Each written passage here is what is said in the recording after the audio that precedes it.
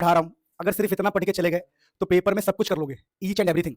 अब देखो जैसे इसका नाम ही बता रहा है कि ये सेमी कंडक्टर है, यानी कि एक तरफ है कंडक्टर, ठीक है, कंडक्टर। मैं अगर फुल फॉर्म में लिख दूं तो समझ जाओ, अच्छी बात है, नहीं समझोगे तो फुल फॉर्म में लिखना पड़ेगा। एक तरफ है कंडक्टर। अब ये कंडक्टर की खास बात क्या होती है, कंडक्टर के अंदर ऑल इलेक्ट्रॉन, जितने भी इलेक्ट्रॉन्स होते हैं, ऑल इलेक्ट्रॉन फ्री। इसके अंदर सारे इलेक्ट्रॉन फ्री होते हैं, ऑल फ्री इलेक्ट्रॉन, बहुत सारे इलेक्ट्रॉन इसमें फ्री होते हैं। अगर वो फ्री है, ऑल कौन से वाले इलेक्ट्रॉन यहां पर, ऑल यहां पर जो इलेक्ट्रॉन है वो वैलेंस है, ऑल वैलेंस इलेक्ट्रॉन। ऐसा मानते हैं कि जितने भी वैलेंस इलेक्ट्रॉन है, वैलेंस इलेक्ट्रॉन वो फ्री है। और इसके अगर वैलेंस इलेक्ट्रॉन फ्री है तो ये अच्छे से करंट हमें दे सकता है, खुल के दिल से करंट हमें दे सकता है। दिल से यहां से करंट मिलेगा तो इसको हम बोलते हैं कंडक्टर। क्या बोलते हैं, कंडक्टर। फिर एक होता है प्यारे बच्चों इंसुलेटर, समझना ध्यान से, इंसुलेटर। इंसुलेटर में हम क्या मानते हैं कि भैया इसके अंदर no free electron, no free electron. यहां पर एक भी वैलेंस इलेक्ट्रॉन फ्री नहीं है, यहां पर कोई इलेक्ट्रॉन फ्री नहीं है, और फ्री इलेक्ट्रॉन नहीं है तो भैया आपको करंट नहीं मिलेगा। तो समझ पा रहे हो, तो कंडक्टर जिसमें बहुत सारा करंट मिल जाए, इंसुलेटर जहां पर करंट ना मिले। अब आता है बीच में सेमी कंडक्टर। सेमी कंडक्टर में क्या होता है, थोड़े इलेक्ट्रॉन फ्री होते हैं, कुछ electron, few electrons are free, few electrons are free above above 0 kelvin, 0 kelvin से ऊपर होना चाहिए, ठीक है ना, अबव 0 केल्विन। और एट रूम टेम्परेचर तो बहुत सारे इलेक्ट्रॉन फ्री होते हैं, मतलब फ्यू मतलब इससे कम और इससे ज्यादा। इसका नाम सेमीकंडक्टर क्यों है, फील करो। इंसुलेटर में तो भाई बिल्कुल ही करंट का चांस नहीं है, कंडक्टर में भर भर के करंट है, और यहां पर क्या है, कंट्रोल्ड करंट। हमारे पास कंट्रोल्ड मैनर में करंट है, कंट्रोल्ड करंट हमें यहां पे मिल सकता है, ठीक है। तो सेमीकंडक्टर कुछ भी नहीं है, बहुत बेसिक सी बात है। कंडक्टर एंड इंसुलेटर के बीच में आता है सेमीकंडक्टर, जिसके अंदर कुछ इलेक्ट्रॉन्स फ्री रहते हैं, थोड़े बहुत इलेक्ट्रॉन फ्री होते हैं 0 केल्विन के ऊपर। 0 केल्विन मतलब क्या है, टेम्परेचर, टेम्परेचर 0 से तो ऊपर ही होना चाहिए भाई, है ना। तो इलेक्ट्रॉन्स आपको फ्री मिलेंगे तो आप उसको सेमीकंडक्टर कहोगे। अब प्यारे बच्चों यहां पर कुछ बेसिक टर्म्स हमें समझना है। क्या है वो बेसिक टर्म समझना, एनर्जी बैंड, एनर्जी बैंड को हमें समझना है। अब एनर्जी बैंड को समझते हैं, उसके लिए एक स्टोरी सीख लो फटाफट, कि अगर हमारे पास मान लो कोई भी सेमीकंडक्टर है, जैसे सेमीकंडक्टर के एग्जांपल्स क्या है, सेमीकंडक्टर के एग्जांपल है सबसे best silicon and germanium. Silicon and germanium pure semiconductor है आपके पास, कंपाउंड फॉर्म में भी होता है सेमीकंडक्टर। समझ पा रहे हैं मेरी बात को, अब एक बार नोट करो फिर मैं बात करता हूं। तो जैसे मैंने कहा कि सेमीकंडक्टर्स में हमारे पास प्योर है सिलिकॉन जर्मेनियम, वैसे अलग अलग टाइप के सेमीकंडक्टर आपको मिल सकते हैं मार्केट में, टेंशन लेने की जरूरत नहीं है, हमें सिलिकॉन और जर्मेनियम के बारे में अधिकतर पढ़ना होता है। बाकी अगर आपको पढ़ना है तो आप एलिमेंटल, कंपाउंड, अलग अलग टाइप के सेमीकंडक्टर है, आप गूगल पे लिखेंगे तो आपको दिख जाएगा। बट मैं आपको सिलिकॉन और जर्मेनियम से ही पूरा चैप्टर पढ़ाऊंगा क्योंकि आपके सिलेबस में यही है, बाकी नॉलेज के लिए आप पढ़ सकते हो। फिलहाल हम बात कर रहे हैं कि जो सेमीकंडक्टर है उसमें हमें एनर्जी बैंड को अच्छे समझना होता है, ये इंपॉर्टेंट टॉपिक होता है। उसके लिए आप एक बात ध्यान रखना कि अगर मेरे पास कोई एटम है तो उस एटम में दो कंडीशन हो सकती है, समझिएगा। जैसे ये एटम है, यहां पर इलेक्ट्रॉन है, ये इलेक्ट्रॉन्स, तो इनको हम बोलते हैं वैलेंस इलेक्ट्रॉन। ये है जो वैलेंस इलेक्ट्रॉन है, वैलेंस इलेक्ट्रॉन, वैलेंस इलेक्ट्रॉन। अब देखिए इसके अंदर अलग बहुत सारे इलेक्ट्रॉन है, ये इलेक्ट्रॉन, ये इलेक्ट्रॉन, ये और ये। तो किसी इलेक्ट्रॉन की एनर्जी 10 जूल है, किसी इलेक्ट्रॉन की एनर्जी 12 जूल है, किसी इलेक्ट्रॉन की एनर्जी 15 जूल है। तो यहां पर अगर हम एक एनर्जी लेवल बनाए, मतलब बोले कि भैया हम इस एक्सिस पे एनर्जी बनाएंगे, इस एक्सिस पे एनर्जी बनाएंगे, तो क्या होगा कि सबसे कम एनर्जी है 10 जूल, तो आप बोलोगे ठीक है ये वाली लाइन है 10 जूल की, उससे ऊपर है 11 जूल, उससे ऊपर है 12, 13, 14, 15, तो पूरा एक बैंड बन जाएगा। तो इसको कहेंगे हम एनर्जी बैंड। ये एनर्जी बैंड है, लेकिन किसके लिए है बताओ, वैलेंस वाले के लिए। किसके लिए है, वैलेंस वाले के लिए। तो इसको बोलते हैं वीवी, वैलेंस बैंड, वैलेंस बैंड। तो वैलेंस बैंड क्या है समझ पाए, तो वैलेंस बैंड कुछ भी नहीं है, ये है वैलेंस इलेक्ट्रॉन जो है, वैलेंस इलेक्ट्रॉन्स का एनर्जी बैंड। किसी का 10, किसी का 11, किसी का 12, किसी का 13, किसी का 14। तो वैलेंस इलेक्ट्रॉन का जो एनर्जी बैंड है उसको वैलेंस बैंड बोलते हैं। इन सबके डेफिनेशंस आपको नोट्स में मिल जाएंगे, आप नोट से डेफिनेशन कर लेना, और यहां मैं आपको थ्योरी और मैकेनिज्म समझा रहा हूं कि रियल बात क्या है। फिर प्यारे बच्चों होता क्या है, कुछ इलेक्ट्रॉन यहां होंगे बाहर, वैलेंस बैंड से कुछ इलेक्ट्रॉन बाहर निकल जाते हैं, और ये इलेक्ट्रॉन होते हैं फ्री, इनको हम फ्री इलेक्ट्रॉन बोलते हैं। सबको पता होगा कि जो इलेक्ट्रॉन बाहर होते हैं उनको हम बोलते हैं फ्री इलेक्ट्रॉन। तो कुछ इलेक्ट्रॉन ना फ्री होते हैं, फ्री जो बाहर होते हैं, और बाहर होते हैं, और ये ना कंडक्शन कर सकते हैं, कंडक्शन, ये कंडक्शन कर सकते हैं क्योंकि फ्री है। फ्री वाले क्या कर सकते हैं, करंट में पार्टिसिपेट कर सकते हैं। तो मान लेते हैं कि इसकी इलेक्ट्रॉन, इसकी एनर्जी है 5 जूल, इसकी एनर्जी मतलब इसकी एनर्जी मान लो 20 joule, 21 joule, 22 joule, 23 joule, 24 joule, 25 joule. तो यहां पर हम बोलेंगे देखो ठीक है ये हो गया 22 जूल, 23 जूल, 24, 25, 26, 27। तो सभी इलेक्ट्रॉन की जब एनर्जी को हम लिखेंगे तो यहां भी एक बैंड बन जाएगा। अब ये कहलाएगा कंडक्शन बैंड। अब इसका नाम कंडक्शन बैंड क्यों पड़ेगा, सबको समझ में आया, क्योंकि ये कौन से इलेक्ट्रॉन है बताओ, ये इलेक्ट्रॉन है कंडक्शन वाले। तो कंडक्शन बैंड क्या होता है, तो कंडक्शन बैंड एनर्जी का बैंड है, एनर्जी का बैंड है, और वैलेंस बैंड भी एनर्जी का बैंड है। बस ये वैलेंस के लिए है और वो है जो फ्री है कंडक्शन के लिए। तो ये प्यारे बच्चों आपको एनर्जी बैंड डायग्राम को समझना था। एनर्जी बैंड डायग्राम पूरा नाम इसका ये है, एनर्जी बैंड डायग्राम। अब प्यारे बच्चों एनर्जी बैंड डायग्राम के टॉपिक को हम आगे बढ़ाते हैं। अब टॉपिक को हम आगे कैसे बढ़ाएंगे, तो यहां पर डायग्राम से बढ़ाएंगे हम। डायग्राम कि देखिए होता क्या, अगर हम पहले इंसुलेटर की बात करें तो इंसुलेटर में क्या होता है, ये है कंडक्शन, वैलेंस बैंड, समझिएगा ये वैलेंस बैंड है, और वैलेंस बैंड में इलेक्ट्रॉन्स है, वैलेंस बैंड में इलेक्ट्रॉन्स है। और जो कंडक्शन है, कंडक्शन ऊपर होता है कंडक्शन बैंड, सीबी ऊपर होगा कंडक्शन बैंड, कंडक्शन बैंड। तो ये पूरी तरह खाली होगा। अब मुझे ये बता दो ये पूरी तरह खाली क्यों है, क्योंकि ये जो हमने बनाया है इंसुलेटर के लिए, इंसुलेटर समझ पा रहे हो? तो इंसुलेटर में इलेक्ट्रॉन जो है, इलेक्ट्रॉन वो है तो सही, लेकिन वो फ्री नहीं है, इसलिए आपका क्या है, खाली। कंडक्शन नहीं हो सकता, कंडक्शन नहीं हो सकता, इसलिए कंडक्शन बैंड क्या होगा, एम्प्टी। ये एम्प्टी है। एम्प्टी क्यों है? क्योंकि इंसुलेटर है, इंसुलेटर में कंडक्शन हो ही नहीं सकता, तो कंडक्शन बैंड खाली रहेगा, वहां पर कोई इलेक्ट्रॉन नहीं। लेकिन अगर यही अगर हम बनाए सेमीकंडक्टर के लिए, देखो तो सेमीकंडक्टर में क्या होता है प्यारे बच्चों, ये हम बना रहे हैं सेमीकंडक्टर, ये सब बहुत इंपॉर्टेंट है, ठीक है।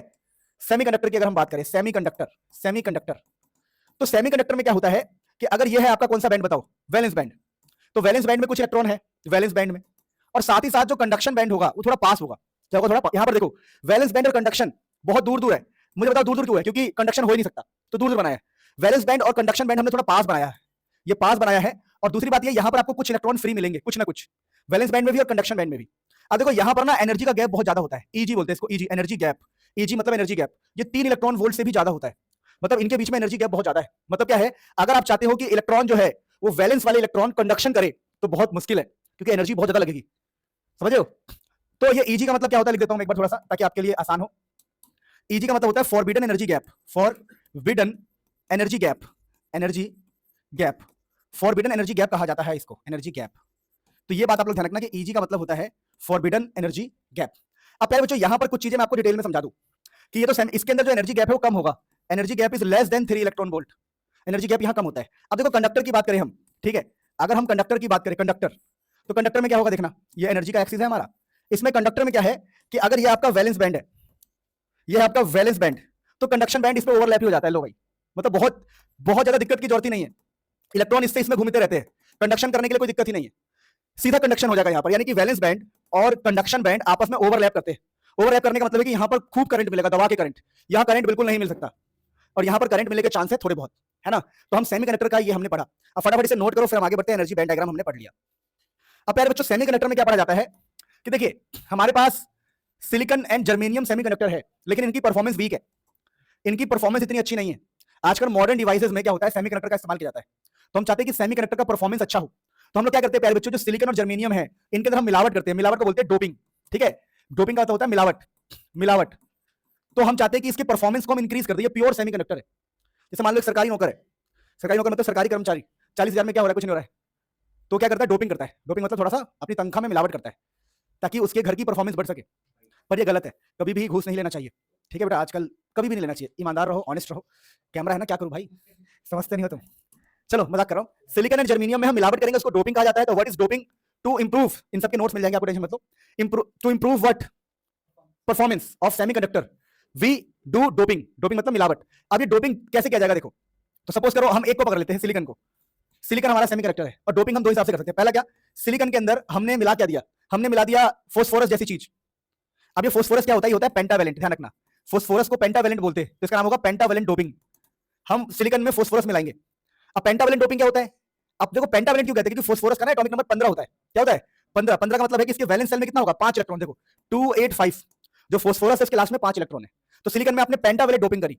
अच्छा, पेंटावेलेंट डोपिंग करने से फायदा क्या होता है, देखिए देखो सिलिकॉन के लास्ट में, सिलिकॉन के लास्ट में होता है 4 इलेक्ट्रॉन, ये होता है 284, और आपने डोपिंग करी है 5 के साथ, तो होगा क्या, देखो ऐसा मान के चलो, इसका 4 इसके 5 के साथ संबंध बना लेगा, और संबंध बनाने की वजह से, मतलब संबंध बना लिया, देखो 4 और इसका 5 आपस में संबंध बना लिए, तो फिर भी एक एक्स्ट्रा इलेक्ट्रॉन बच गया, और ये जो इलेक्ट्रॉन है इससे हमारा फायदा हो जाएगा, एक्स्ट्रा इलेक्ट्रॉन आ गया हमारे पास। कुल मिला के जब हम पेंटावेलेंट डोपिंग करते हैं तो नंबर ऑफ इलेक्ट्रॉन्स हमारे Ne इंक्रीज हो जाता है, Ne इंक्रीज, यहां पर Ne ज्यादा होता है, ठीक है, तो यहां पर नंबर ऑफ इलेक्ट्रॉन्स ज्यादा होता है। अब देखो मैं आगे बढ़ने से पहले आपको होल्स के बारे में बताऊं कि होल्स क्या होते हैं। देखो बेसिकली होता क्या है प्यारे बच्चों, जैसे कि ये मेरे पास सिलिकॉन है, समझना, और सिलिकॉन के आसपास है 4 इलेक्ट्रॉन। अब अगर मान लो यहां से ये इलेक्ट्रॉन उठ के कहीं और चले जाए, एक एग्जांपल दे रहा हूं, तो ये जगह जो है ना, ये जगह हो जाएगी खाली, खाली, तो इसको हम बोलते हैं होल्स। तो होल्स क्या होता है, जहां से इलेक्ट्रॉन चला जाए, तो इलेक्ट्रॉन यहां चला गया, ठीक है, अब इलेक्ट्रॉन यहां आ गया है, तो ये होल्स बन गया। अब मान लो इलेक्ट्रॉन जो है, इलेक्ट्रॉन यहां से उठ के यहां चला जाए बाई चांस, तो यहां होल्स बन जाएगा, क्योंकि अब इलेक्ट्रॉन कहां पर चुका है बताओ, आगे। तो जब कहीं से इलेक्ट्रॉन उठ के चले जाए तो उस जगह पे गड्ढा बन जाता है, उसको हम होल्स कहते हैं। अब एक बात हमेशा ध्यान रखना, रियल में इलेक्ट्रॉन मूव कर रहा है, लेकिन आपको ऐसा लग रहा है कि पहले होल्स यहां था, अब होल्स यहां आ गया। अब मान लो कि यहां पर इलेक्ट्रॉन है, अब इलेक्ट्रॉन में कहूं कहीं और चले जाए, तो अब यहां होल्स बन गया, यहां क्या बन गया, होल्स। तो हमें क्या फील हो रहा है कि होल्स पहले यहां था, फिर होल्स यहां आया, फिर होल्स यहां हुआ, तो ये गलतफहमी है। एक्चुअली में इलेक्ट्रॉन मूव करता है, होल्स नहीं मूव करते, बस हमें फील होता है कि होल्स मूव कर रहा है, तो ये बात आप ध्यान रखना। तो एक्चुअली में होता क्या है प्यारे बच्चों, यहां पर देखो बहुत ऑब्वियस बात बता रहा हूं, कुछ ना कुछ होल्स तो होंगे, क्योंकि इलेक्ट्रॉन जगह छोड़ रहे होंगे, तो यहां पर होल्स भी है इलेक्ट्रॉन भी है, लेकिन यहां पर इलेक्ट्रॉन ज्यादा है क्योंकि यहां पर वैलेंस 4 और यहां वैलेंसी क्या है 5, तो यहां पर नंबर ऑफ इलेक्ट्रॉन ज्यादा होते हैं as compare to number of holes. ठीक है, देखो होल्स तो होगा ही होगा, होल्स हमेशा ही होते हैं, लेकिन यहां पर हमने इलेक्ट्रॉन को बढ़ा दिया है। तो होल्स एक बहुत बेसिक फिनोमेना है जिसको आपको समझना है कि इलेक्ट्रॉन अगर छोड़ के चले जाए तो उस जगह पे होल बन जाएगा। तो यहां पर इलेक्ट्रॉन ज्यादा है पेंटावैलेंट डोपिंग में। अब प्यारे बच्चों, मान लो किसी इंसान का मन किया कि भैया हम तो सिलिकॉन के अंदर हम ये डालेंगे ट्राईवैलेंट डोपिंग, जैसे हमने जी भी डाल दिया।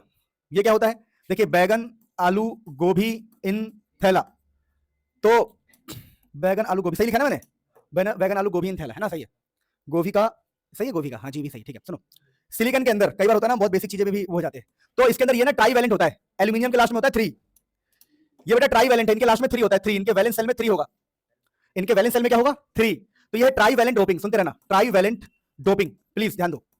तो एक्चुअली में हम 3 इलेक्ट्रॉन डाल रहे हैं, अब ट्राईवैलेंट इलेक्ट्रॉन यहां पर कम पड़ गया क्योंकि सिलिकॉन के लास्ट में कितना है बताओ 4, और ट्राईवैलेंट का मतलब क्या है 3, तो यहां इलेक्ट्रॉन कम पड़ गया, तो इस केस में ना नंबर ऑफ होल्स ज्यादा रह जाते हैं और इलेक्ट्रॉन क्या हो जाते हैं कम। अब ध्यान रखना प्यारे बच्चों, तो डोपिंग किया गया परफॉर्मेंस बढ़ाने के लिए, तो जब आपका नंबर ऑफ इलेक्ट्रॉन बढ़ जाता है ना, नंबर ऑफ इलेक्ट्रॉन जब बढ़ जाता है तो उसको बोलते हैं हम एन टाइप सेमीकंडक्टर, जो तुम लोग सुनते होंगे एन टाइप पी टाइप, तुम लोग डर लगता होगा, ये कुछ भी नहीं है, मजाक है, तो इसको बोलते हैं एन टाइप सेमीकंडक्टर। और जब नंबर ऑफ होल्स बढ़ जाए तो इसको बोलते हैं पी टाइप सेमीकंडक्टर, क्योंकि इलेक्ट्रॉन क्या पड़ गया यहां पर बताओ कम, इलेक्ट्रॉन यहां पर कम पड़ जाता है क्योंकि यहां पर हम ट्राईवैलेंट डोपिंग करते हैं। अब डोपिंग करने से ये फायदा होता है कि हमारा परफॉर्मेंस बढ़ जाता है, तो ये बात आप ध्यान रखना। तो हमने पढ़ा N type semiconductor, P type semiconductor, फटाफट आगे बढ़ते हैं। बच्चों लास्ट मोमेंट पे ना हम कुछ गलतियां करते हैं। अब ये मत सोचना कोई प्रमोशन कर रहा हूँ, ये मैंने बनाया, आपको मेरी फ़ोटो दिख रही होगी। मैंने और मेरी टीम ने फिज़िक्स, केमिस्ट्री, मैथ्स और इंग्लिश के लिए बनाया है। तो इसमें ना हमने एनसीईआरटी के जो लाइन्स से क्वेश्चन बन सकते हैं, तो मोस्ट प्रिडिक्टेड क्वेश्चन हमने डाल दिए इसमें। सारे मोस्ट प्रिडिक्टेड क्वेश्चन है, ऐसे क्वेश्चंस प्लीज़ छोड़ के मत जाना। थोड़े बहुत पैसे की मत सोचना, बजट बने तो देखो ये कितना गजब क्वेश्चन है और कितनी बार एग्जाम में आ रखा है।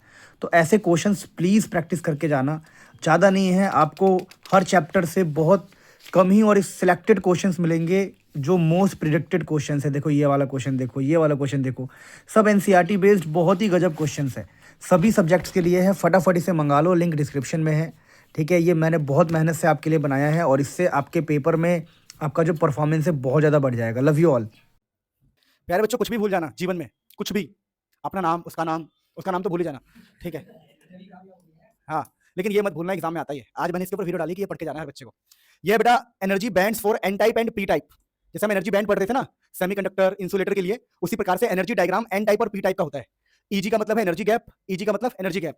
यहाँ पर ये होता है प्यारे बच्चों, देखो ये डॉट डॉट दिखाना बहुत इंपॉर्टेंट है, इसको बोलते हैं ईडी और इसका नाम होता है ईए। ये जो डॉट डॉट है इसको एक्सेप्टर लेवल कहते हैं। देखो यहां पर क्या है, देखो इसमें क्या है, डोनर, क्या है इसके अंदर, तो ईडी का मतलब है डोनर लेवल और ईए का मतलब है एक्सेप्टर लेवल, जिसको हमने डॉट से दिखाया है। ये same to same diagram, each and everything आपको अच्छे से याद कर लेना है, आपको 2 नंबर दिला सकता है ये। और इसके चांसेस कितने बता दूं मैं आपको, 100% नेक्स्ट ईयर, मजाक कर रहा हूं, इसके चांसेस बहुत ज्यादा होते हैं, ठीक है, एग्जाम में आ सकता है ये। आया था क्या, मैं बोलना आया नहीं था। अब सुनो प्यारे बच्चों, ये सब बातें तो कर ली हमने। अब ना इस चैप्टर में जब हम ये सब चीजें पढ़ लेते तो हमारे पास पता क्या आता है, हमारे पास आता है पीएन जंक्शन। ये लो जी सर, पीएन जंक्शन पे आ गए। हाँ, कुछ नहीं करते, एक पी टाइप को पकड़ते, समझना, आपने पी को पकड़ा, ये सेमीकंडक्टर है, अबे बन के ऐसे दिखेगा, ये पी टाइप है और एक एन टाइप, तो ये पी और ये एन है, इसमें क्या ज्यादा है बताओ, पी के अंदर होल्स ज्यादा होता है, होल्स, तो आपको सिर्फ होल्स बनाने और एक आध डॉट दिखा दो, एक आध डॉट मतलब इलेक्ट्रॉन। और एन में क्या ज्यादा है बताओ, डॉट ज्यादा है, डॉट, और होल्स बहुत कम होता है, तो एक होल्स दिखा दो या 2 दिखा दो, बहुत है। अब प्यारे बच्चों देखो, किसी में इलेक्ट्रॉन ज्यादा है, किसी में होल्स ज्यादा है, तो इसको बोलते हैं कंसंट्रेशन डिफरेंस। तो एक वर्ड याद रखना, concentration difference, there is concentration मतलब अमाउंट का difference, concentration difference. Concentration difference का मतलब होता है एक के अंदर होल्स ज्यादा है, इसके अंदर होल्स ज्यादा है, एन एच जो है, एन एच ज्यादा है एन ई से, और यहां पर क्या ज्यादा है बताओ, एन ई ज्यादा है एन एच से, तो कंसंट्रेशन डिफरेंस। अब मेरी बात सुनना ध्यान से, अब हम 2 चीजों को मिला रहे हैं, तो जैसे हम इसको मिलाते हैं, ऐसे नहीं कि दोनों को पकड़ के मिला दिया, नहीं, गर्म करके, हीट करके, तो जब इसको मिलाएंगे तो पता क्या होगा, मिलाएंगे तो क्या होगा, यहाँ के जो इलेक्ट्रॉन्स है, इलेक्ट्रॉन्स ये होल्स की तरफ भागने लग जाते हैं, ये जो इलेक्ट्रॉन्स है होल्स की तरफ भागने लग जाते हैं, इलेक्ट्रॉन्स, तो जो इलेक्ट्रॉन्स उठ के होल्स की तरफ भागने लग जाते हैं, होल्स की तरफ।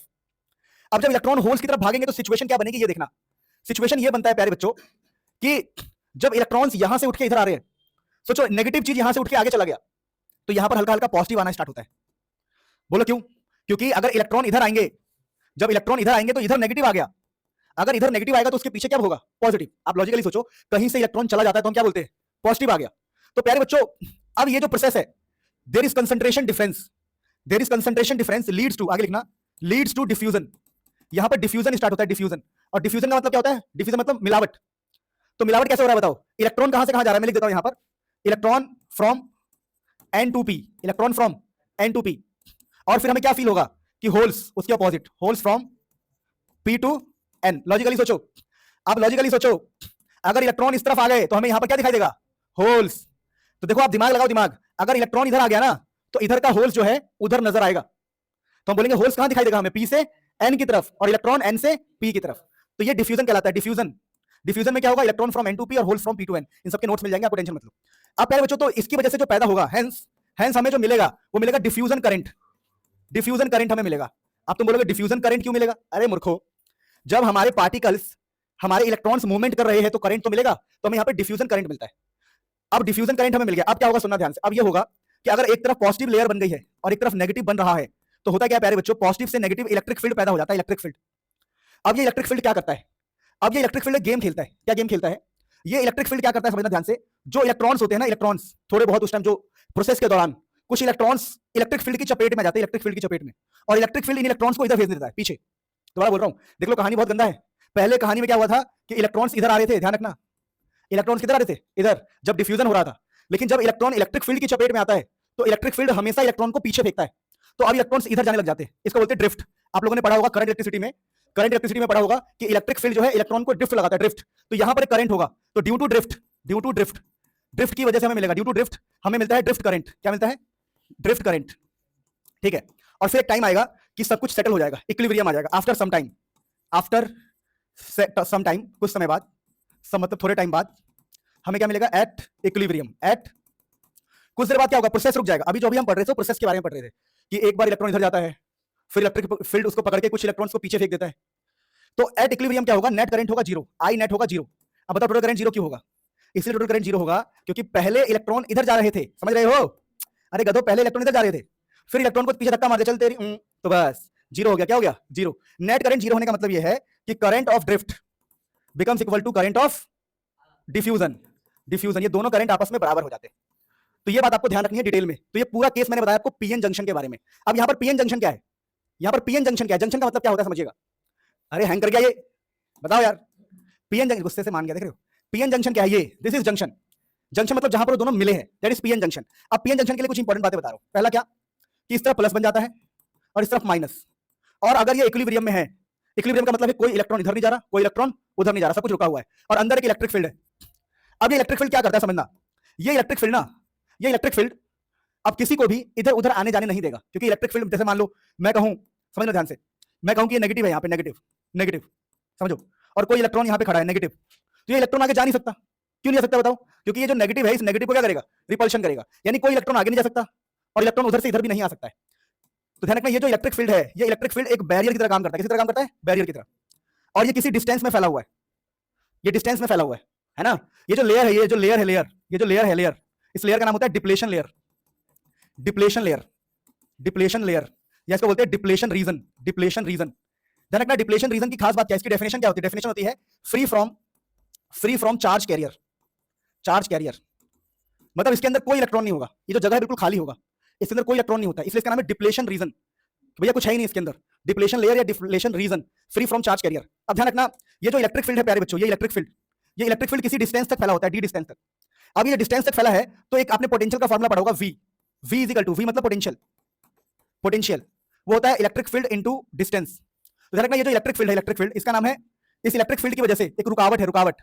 ये इलेक्ट्रिक फील्ड चार्ज को आर पार नहीं करने दे रहा है फोर्स लगा के, तो ये रुकावट पैदा कर रहा है। तो इस इलेक्ट्रिक फील्ड की वजह से E इंटू डी होगा पोटेंशियल, इसको बोलेंगे पोटेंशियल बैरियर। बैरियर मतलब रुकावट, ये पोटेंशियल बैरियर होता है। तो पोटेंशियल बैरियर क्या है? Due to interior electric field, due to interior electric field there is a potential, उसको हम पोटेंशियल बैरियर कह रहे हैं। अब ये पोटेंशियल बैरियर क्यों है? क्योंकि ये करंट आने नहीं देता। सपोज करो मैं आपसे ये कहूं कि अंदर एक एग्जांपल देता हूं, समझना। मान लो ये मेरा है पीएन जंक्शन, ठीक है, पीएन जंक्शन है मेरा, पीएन, और ये जो पोटेंशियल है, ये पोटेंशियल है 0.5 वोल्ट। सपोज करो 0.5 वोल्ट का पोटेंशियल इस इलेक्ट्रिक फील्ड की वजह से। और मुझे क्या करना है? मैंने एक बैटरी लगाया, मैंने बैटरी लगाया 0.4 वोल्ट का, मैंने एक बैटरी लगाया 0.4 वोल्ट का।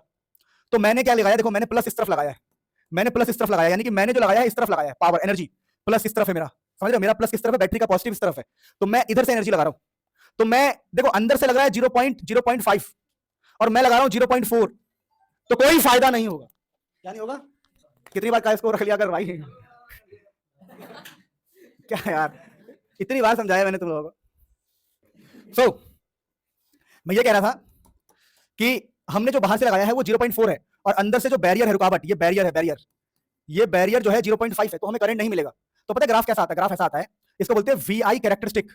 कैरेक्टरिस्टिक का मतलब क्या होता है बताओ? ग्राफ। कैरेक्टरिस्टिक का मतलब ग्राफ होता है, पहले तो छोड़ के जाती है कैरेक्टरिस्टिक क्या आ गया।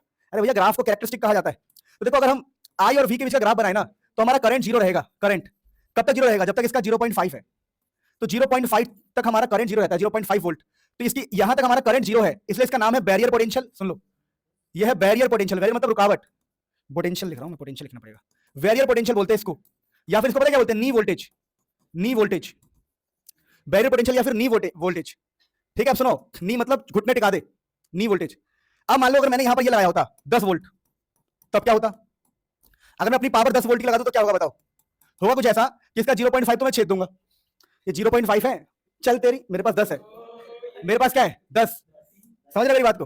तो बस इसके बाद क्या होगा? ये उठ गया। ठीक है, करंट आना स्टार्ट हो गया। यानी सबसे पहले सुनो, सबसे पहले आपको 0.5 क्रॉस करवाना होगा, तब आपका करंट आएगा।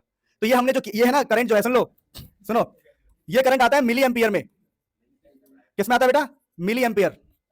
ठीक है, ये जो करंट है बता दूं मैं आपको, सुन लो, ये जो करंट हमने लिखा है ये मिली एम्पियर में लिखा है, और इसको बोलते हैं बेटा फॉरवर्ड बाइसिंग। Forward biasing. तो फॉरवर्ड बाइसिंग में क्या होता है समझिए, forward biasing of PN junction. PN junction, तो प्यारे बच्चों फॉरवर्ड बाइसिंग इसका टॉपिक का नाम था। फॉरवर्ड बाइसिंग में क्या होता है कि हम अपना जो प्लस वाला पार्ट है, बैटरी का प्लस पार्ट, बैटरी का पॉजिटिव पार्ट पी से जोड़ते हैं, पी से। जब पी से पॉजिटिव को जोड़ो, एन से नेगेटिव को जोड़ो, तो उसको बोलते हैं फॉरवर्ड बाइसिंग, और उसका ग्राफ ऐसा आता है। अब हम रिवर्स बाइसिंग पढ़ेंगे। तो रिवर्स बाइसिंग क्या होता है? देखिए, रिवर्स बाइसिंग। तो रिवर्स बाइसिंग में क्या होता है? जो आपने पीएन जंक्शन बनाया है, पीएन, अच्छा यहां पर एक छोटी सी बात आता हूं, गजब। देखो ये जो डिप्लेशन रीजन है, समझो। अब देखो देखो, सुनो, गजब की बात तो सुन लो।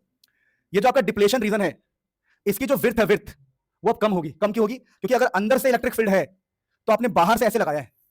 तो जब आप बाहर से वोल्टेज लगाते हो ना, फॉरवर्ड बाइसिंग कराते हो, तो आप अंदर वाले को चुनौती दे रहे हो, अंदर वाले को खत्म कर रहे हो, ऐसा मान के चलो। तो यहाँ पे जो डिप्लेशन रीजन है, तो लिख लेना इस पॉइंट को, इंपॉर्टेंट है, width of depletion region. Depletion reason decreases.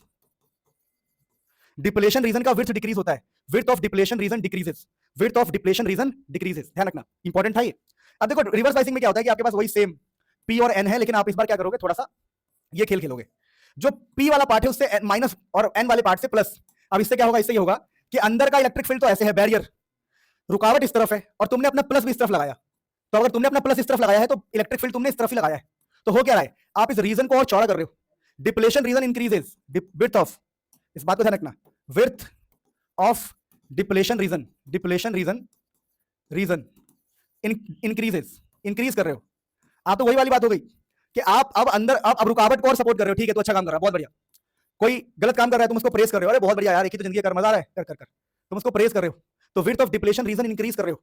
और साथ ही साथ एक और प्रॉब्लम है, अगर आप इसका VI कैरेक्टरिस्टिक बनाओगे, करंट माइक्रो एम्पियर में आता है, करंट बहुत कम आता है। थोड़ा मैं आपको दिखाऊं कि मैं क्या बनाना चाहता हूं। इसको रिवर्स बाइसिंग कहते हैं, और रिवर्स बाइसिंग में ना ग्राफ ऐसे बनता है, देखो चलो यहां बना रहा हूं,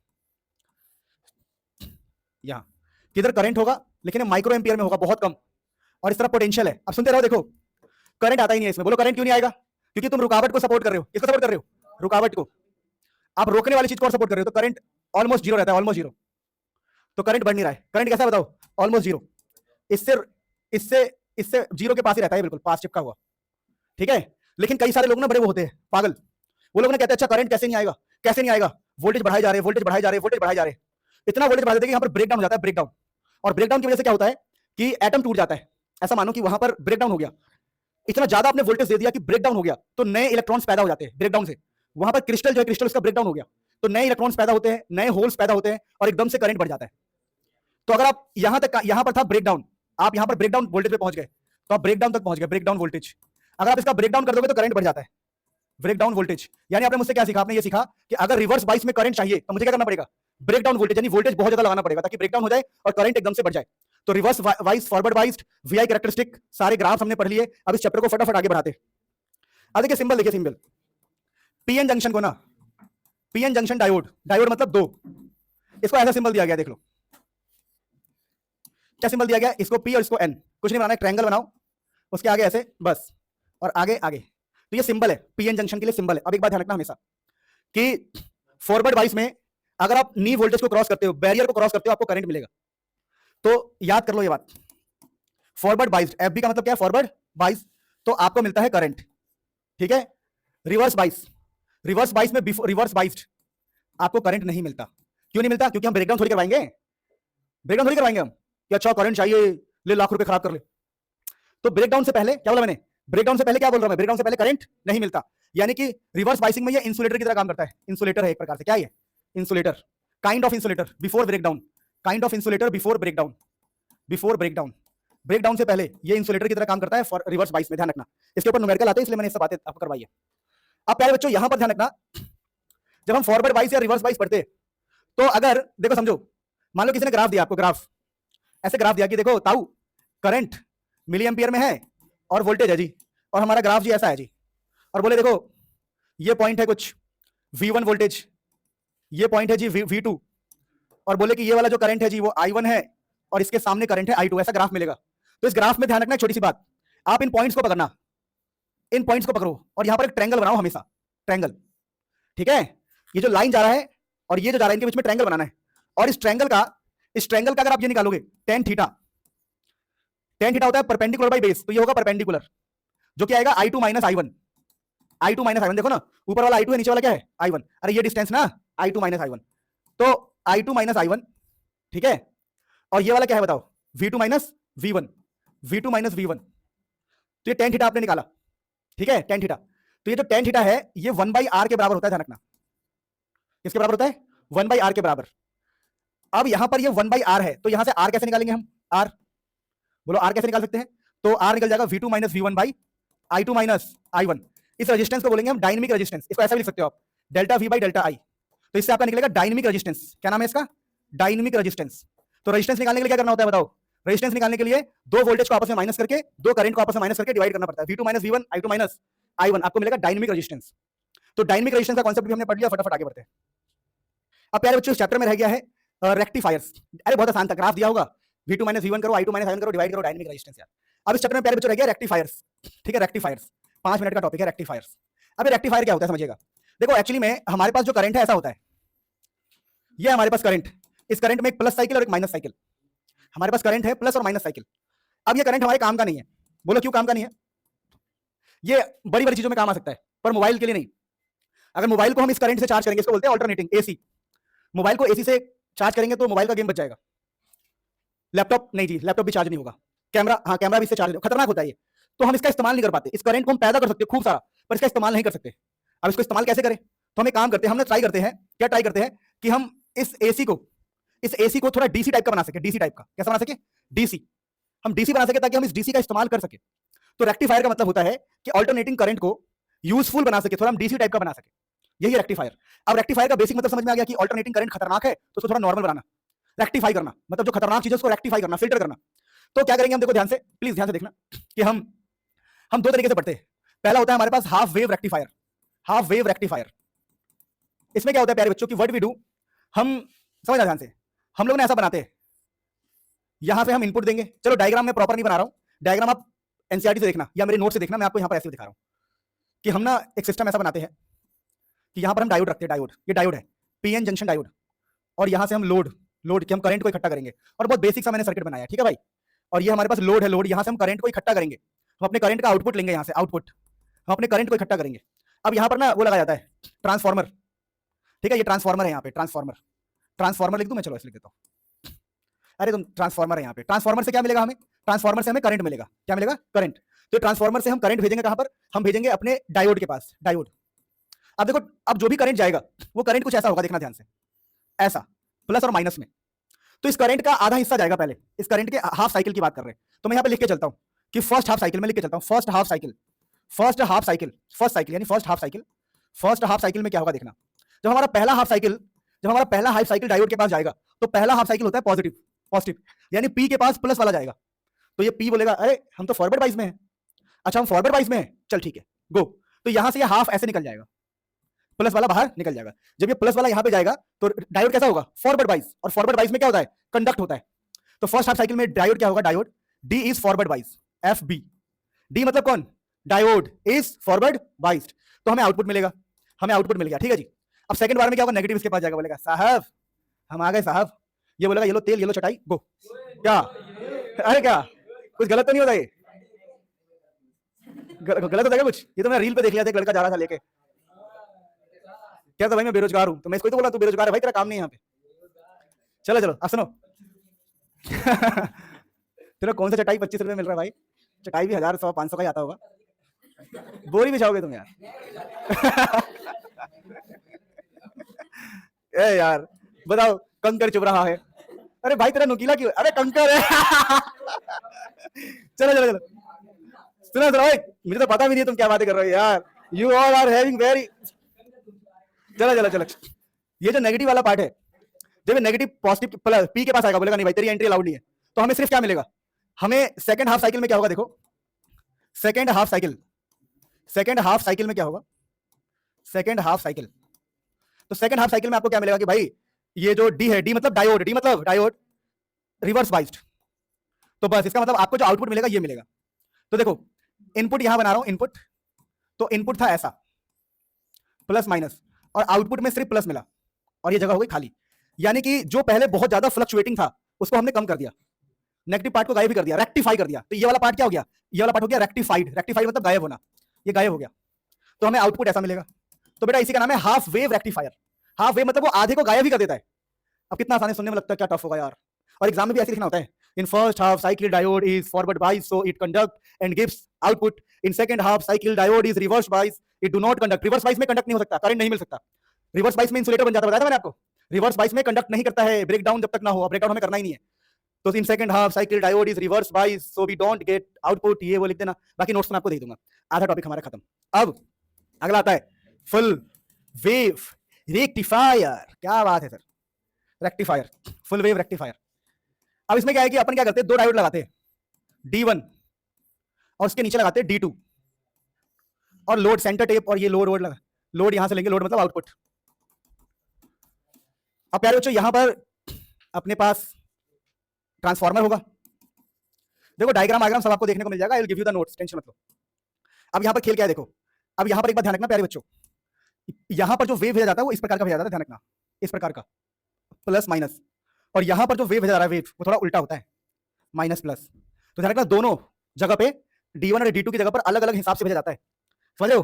तो फर्स्ट हाफ साइकिल में क्या होगा देखो, अगर हम यहां पर लिखते हैं, चलो कहां लिखे, जगह नहीं, आगे लिखते हैं, फर्स्ट हाफ साइकिल, तो पहले हाफ साइकिल में हम बात करेंगे D1 की एंड D2 दोनों की बात करेंगे। तो देखो जब पहले हाफ साइकिल में यहां पर तो प्लस होगा, ठीक है, पर यहां पर क्या होगा माइनस, इसके पहली बार में प्लस है यहां पे, पर इसके सामने क्या रखा है हमने माइनस, तो इसके लिए तो प्लस है पर इसके लिए क्या है माइनस, तो क्या होगा देखो, तो फर्स्ट हाफ साइकिल में ये क्या है फॉरवर्ड बाइस्ड, ये क्या है रिवर्स बाइस, यहां से क्या मिलेगा आउटपुट, यहां से क्या मिलेगा कुछ भी नहीं, यानी कि अब यहां से समझना हुआ क्या है, देखो एक बार हमारा ये है और दूसरी बार हमारा क्या है ये, इनपुट में नहीं समझे, इनपुट में ये प्लस और ये क्या है माइनस, तो यहां पर देखो पहले वाले पे प्लस वाला जा रहा है प्लस, ये कह रहा है ठीक है पास हो गया, इसके पास कौन जा रहा है, इसने कहा नहीं, अभी भी नहीं समझ में आ रहा है, आया बेटा नहीं आया समझ में, ठीक है।